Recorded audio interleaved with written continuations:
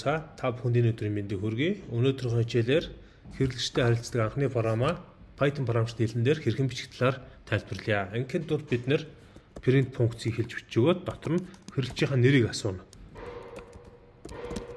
What's your name? За үүний дараагаар бид нэр name гэсэн хувьсгчаар тухайн хэрэглэгчийн нэрийг авах учраас name гэж бичиж өгөөд ард нь тэнцвүүгийн тэмдэг тавьж өгнө. Тэнцвүүгийн тэмдгийн араас бид нэр энэ name гэдэг хувьсгч нь тэмдэг төмөр гэдгийг параметр тайлбарлахын тулд str гэсэн төлхөөрөгийг бичиж өгнө. Энэ нь string буюу тэмдэг төмөр хувьсгчийн Python дээр бичигддэг функц юм аа.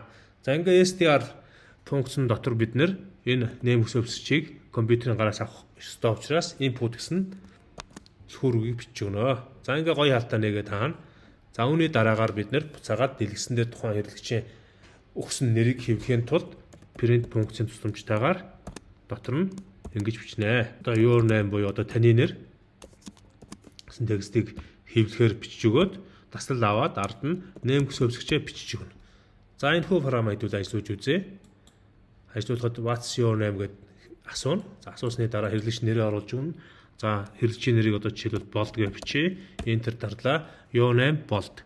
За нэг өсөндөө энэ програм юу хийж байгаа юм бэ гэхээр хамгийн гол нь name гэсэн хувьсгчийг тэмдэг төмөр төрлөөр зарлаад тэрийг компьютерийн гарнаас буюу өгдлөө аваад авсныгаа дэлгэснээр буцаагаад хэвлэж байна. За энэ жишээг ашиглаад төрөл бүрийн чатбот, хэрэглэгчтэй харилцдаг Facebook-ийн чатботуудыг програмчлах боломжтой гэсэн үг. Анхаарал хандуулсан та бүхэнд баярлалаа.